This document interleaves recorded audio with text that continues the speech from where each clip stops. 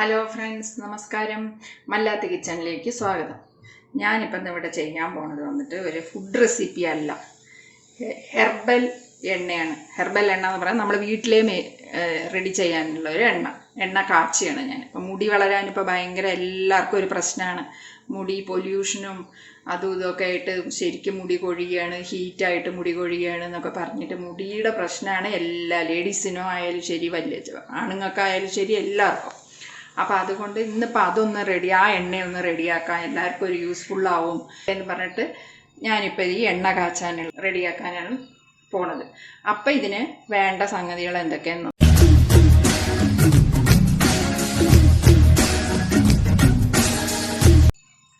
ഒരു കൈപ്പിടി അളവിന് ഞാൻ മൈലാഞ്ചി ഇല എടുത്തിട്ടുണ്ട് കേട്ടോ. ഒരു കൈപ്പിടി അളവിന് മൈലാഞ്ചി ഇല, പിന്നെ നെല്ലിക്ക ഒരു 2 എണ്ണം. ഇതൊക്കെ വന്നിട്ട് ഈ ജലദോഷവും അങ്ങനെയുള്ള സംഗതിയുള്ള ആൾക്കാർക്കൊക്കെ ആണെങ്കിൽ, കോൾഡുള്ള ദേഹമുള്ള ആൾക്കാരാണെങ്കിൽ ഇതിൻ്റെ അളവ് കുറച്ചോളൂ കേട്ടോ. ഞാനിപ്പോൾ ഞങ്ങൾക്കൊക്കെ ഭയങ്കര ഹീറ്റാണ്, അതുകൊണ്ടാണ് ഞാൻ കുറച്ച് അധികമാക്കിയത്. ഞാൻ ഒരു 1/2 ലിറ്റർ എണ്ണ കാച്ചാന്ന് വിചാരിച്ചു, വെളിച്ചെണ്ണ. ഇപ്പം ചക്കിലാട്ടി എണ്ണയൊക്കെയാണ് കാച്ചിയാണ് ഇന്നും ബെറ്റർ. ഇവിടെ പിന്നെ അതിന് സൗകര്യം ഇല്ലാത്തതുകൊണ്ട് ഞാൻ കടയിൽ നിന്ന് തന്നെ 1 ലിറ്റർ എണ്ണ വാങ്ങുക ചെയ്തത്. എന്നിട്ട് കാച്ചാൻ വിചാരിച്ചു, 1/2 ലിറ്റർ ആക്കിയിട്ട് കാച്ചാന്ന് വിചാരിച്ചു. പിന്നെ അത് കാരണം 2 നെല്ലിക്ക, ഒരു 7 ചെറിയ ഉള്ളി, സാമ്പാറിൻ്റെ വയ്ക്കാനുള്ള ചെറിയ ഉള്ളി, പിന്നെ കരിവേപ്പില നമ്മുടെ ഇഷ്ടമാണ് കേട്ടോ. കരിവേപ്പില പിന്നെ മുടിക്ക് ഭയങ്കര ഹെൽത്തി ആയിട്ടുള്ളത്, വളരാനുള്ള ഒരു നല്ലൊരു ഇതാണല്ലോ കരിവേപ്പില. അപ്പോൾ അത് എത്ര വേണമെങ്കിൽ നമുക്ക് ചേർക്കാം. ഞാനിപ്പോൾ ഒരു കൈപ്പിടീനെക്കാട്ടിലും അധികം കരിവേപ്പില എടുത്തിട്ടുണ്ട്. എല്ലാം ഇത് വീട്ടിൽ വളർന്നതാണ്, അതുകൊണ്ട് ഒന്നും ഞാൻ കടയിൽ വാങ്ങിയിട്ടില്ല, എല്ലാം വീട്ടിലുള്ള സാധനങ്ങളാണ്. ഇത് കരിവേപ്പില ഒരു പിടിക്ക് അധികം എടുത്തിട്ടുണ്ട്. പിന്നെ തുളസി ഇല ഇതാ ഒരു കൈപ്പിടിക്ക് തുളസി ഇല, പിന്നെ ഒരു 10 ചെമ്പരത്തി, 5 ഇതളുടെ ചെമ്പരത്തി പൂ എടുത്തിട്ടുണ്ട് കേട്ടോ. അപ്പം ഇത്രയും സാധനങ്ങൾ. പിന്നെ ഞങ്ങളെ ഫ്ലാറ്റിൽ തന്നെ താഴെയുള്ള ഞാൻ വെച്ച് പിടിപ്പിച്ച കത്താർവാഴയാണ്, അത് ഞാൻ ഒരു 2 പീസ് ഇപ്പം വന്ന് മുറിച്ചുകൊണ്ട് വന്നിട്ട്, പിന്നെ ഞാൻ ഞങ്ങളുടെ വീടിൻ്റെ അടുത്ത് തന്നെ താഴെ ഒരു ചെടി ഉണ്ടായിരുന്നു, അതിന് ഒരു 10 കുറച്ച് വേപ്പലയും റെഡിയാക്കി.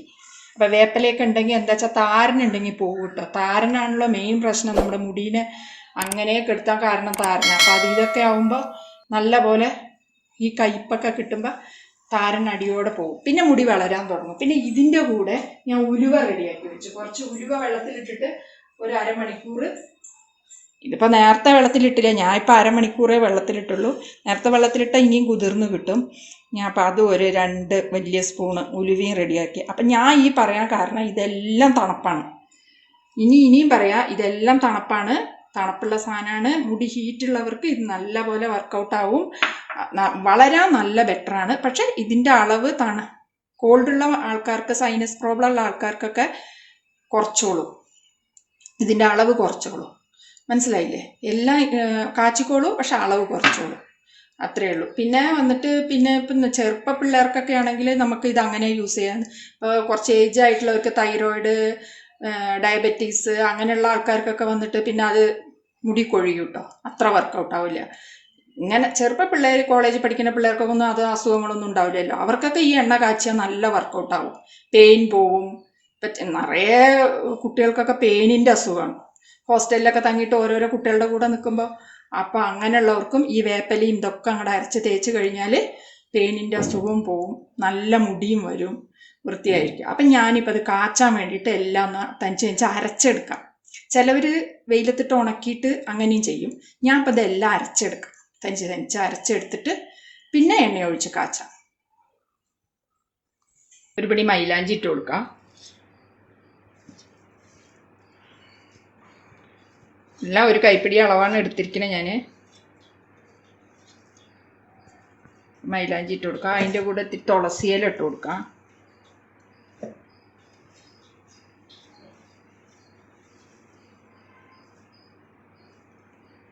ഒന്ന് നല്ല പോലെ അരയണമെന്നില്ല, ഒരു വിധം അരഞ്ഞാൽ മതി. ഇത് കഴിഞ്ഞിട്ട് ഇതിൻ്റെ കൂടെ ഈ ചെമ്പരത്തിപ്പൂവിൻ്റെ ഇതൊന്ന് കട്ട് ചെയ്തിട്ട് കൊടുക്കാം.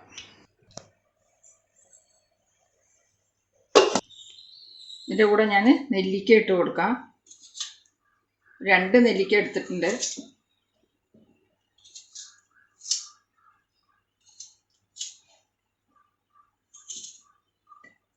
കുരു നീക്കിയിട്ട് ഒരുപാട് അരയണമെന്നില്ല കേട്ടോ, ഒരു കുറച്ച് അരഞ്ഞാൽ മതി, ഒന്ന് പൊടിഞ്ഞു കിട്ടിയാൽ മതി.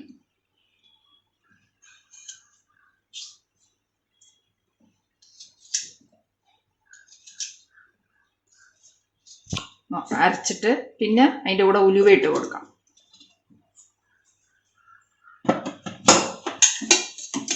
നല്ലപോലെ ചതഞ്ഞ് കിട്ടിയിട്ടുണ്ട്. ഇനി ഇതിൻ്റെ കൂടെ നമുക്ക് ഉലുവ ഇട്ട് കൊടുക്കാം.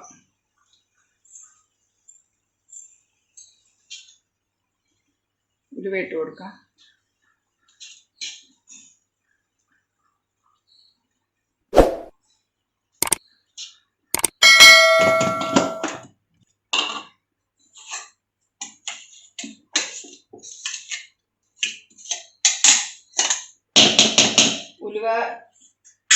ഉലുവ അരയാൻ കുറച്ച് ബുദ്ധിമുട്ടാണ്. അപ്പം നമ്മൾ കത്താർവാഴ അരിഞ്ഞ് അതിൻ്റെ കൂടെ ഇട്ട് കൊടുക്കാം. മൈലാഞ്ചിയുടെ ഇലയാണ്, 2 എണ്ണം അതിൽ കിടക്കട്ടെ. കറ്റാർവാഴ ഞാൻ എന്താ പറയുക ഇങ്ങനെ സ്ലൈസായിട്ട് അരിഞ്ഞിട്ട് അതിലിട്ട് കൊടുക്കാം. എന്നുവെച്ചാൽ അതിൻ്റെ ഈർപ്പശക്തി കൊണ്ട് ചിലപ്പോൾ വേഗം അരയും.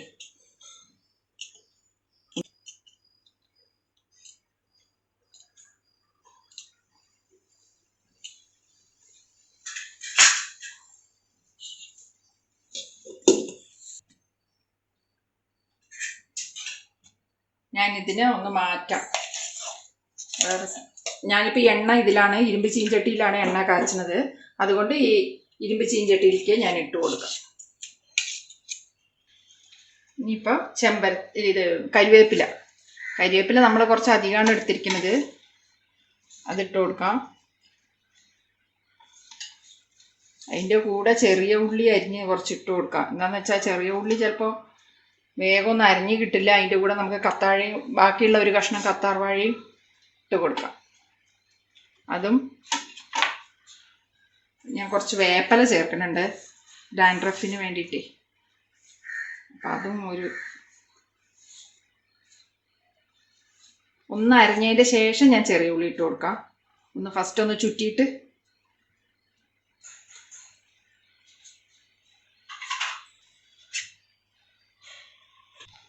ഇപ്പം വേപ്പിലയും കരിവേപ്പിലയും പിന്നെ വേപ്പിലയും അത് രണ്ടും ഒന്ന് നല്ലപോലെ ചതച്ചെടുത്തു.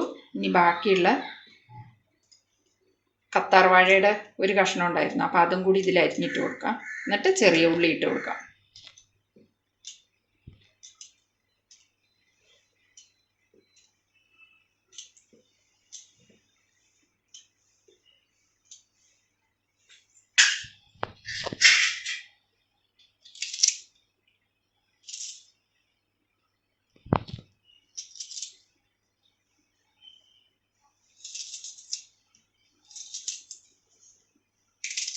ചെറിയ ഉള്ളി അരിഞ്ഞിട്ട് കൊടുക്കാം. നമ്മൾ ചിലപ്പോൾ അതിന് ഈർപ്പശക്തി ഉള്ളതല്ലേ, അപ്പം വേഗം ഒന്ന് ചതഞ്ഞ് കിട്ടും. ചതഞ്ഞാൽ മതി നമുക്ക്. ചെറിയ ഉള്ളി എത്ര വേണമെങ്കിലും എണ്ണ കാച്ചതിന് ഇടാം കേട്ടോ. ഇത് ഏറ്റവും നല്ലതാണ് മുടിക്ക് തണുപ്പ് കിട്ടാനും.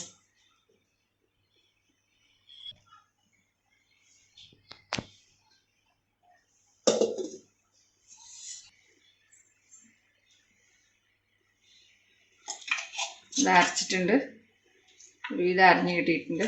അപ്പം ഇനി ഇതിനെ ഞാൻ എണ്ണ കാച്ചിന് ആ ചീഞ്ചട്ടിക്ക് മൊത്തമായിട്ട്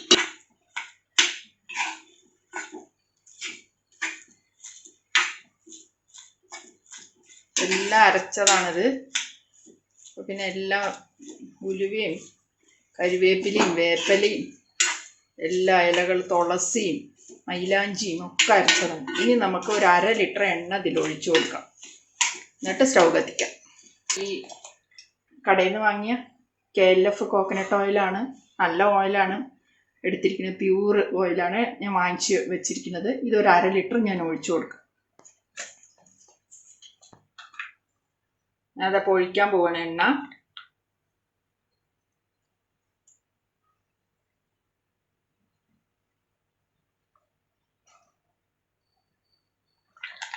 അര ലിറ്റർ ഒഴിച്ചിട്ടുണ്ട്.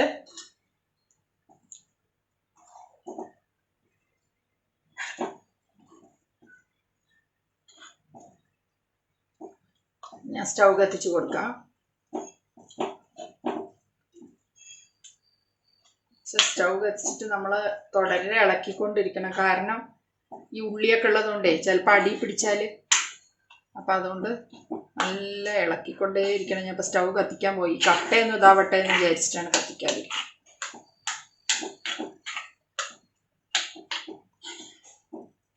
നല്ലപോലെ വെള്ളമൊന്നും ഇല്ലാത്ത കണ്ടെയ്നറിൽ എടുത്തു വെച്ചാൽ നമുക്ക് 2-3-4 അര ലിറ്റർ എന്ന് പറയുമ്പോൾ എങ്ങനെയും ഒരു നന്നായിട്ട് 2-3 പേരാണെങ്കിൽ ഒരു 3-4 മാസം വരും തേക്കാം. നല്ലപോലെ രാത്രി കിടക്കാൻ നേരത്ത് തലയുടെ സ്കാൽപ്പിൽ നല്ലപോലെ തേച്ചിട്ട് നല്ല കെട്ടി വെച്ചാൽ, അങ്ങനെ ഇത് തുടർന്ന് ചെയ്യണം കേട്ടോ. 1 മാസം കൊണ്ടൊന്നും ശരിയാവില്ല. സ്റ്റൗ കത്തിച്ചു കൊടുക്കാം.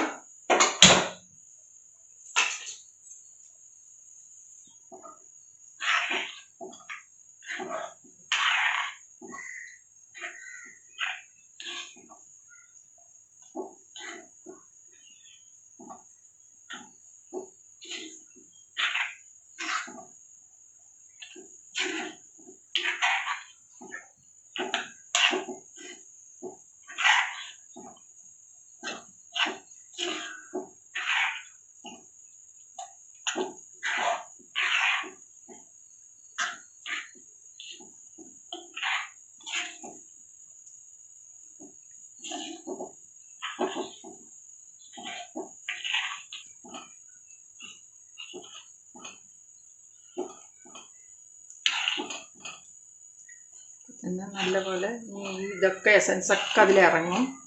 ചൂടാവ എല്ലാം നല്ലപോലെ ഇറങ്ങി ഗ്രീൻ കളറായിട്ട് നമുക്ക് കിട്ടും.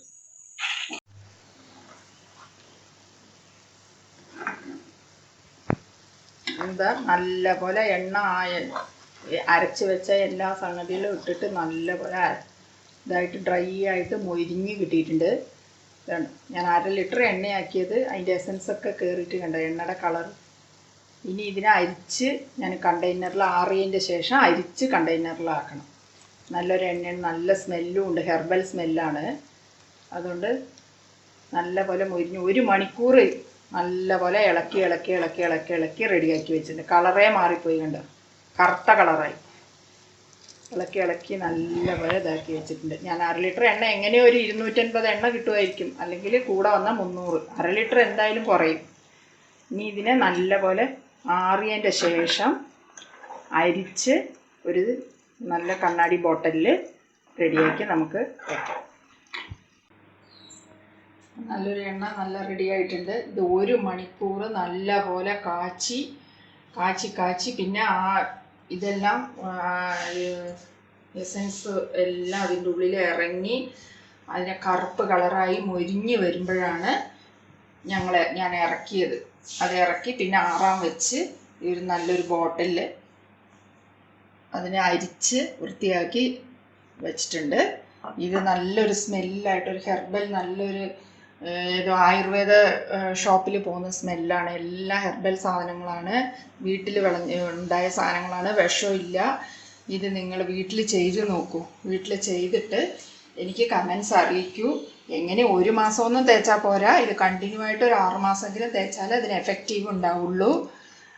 ഇനി അടുത്ത ഒരു ഹെർബൽ ടിപ്സ് ആയിട്ടോ അല്ലെങ്കിൽ ഹെൽത്തി റെസിപ്പിയുമായിട്ടോ അടുത്ത വീഡിയോയിൽ കാണാം. മറക്കാതെ സബ്സ്ക്രൈബ് ചെയ്യണം. Thank you.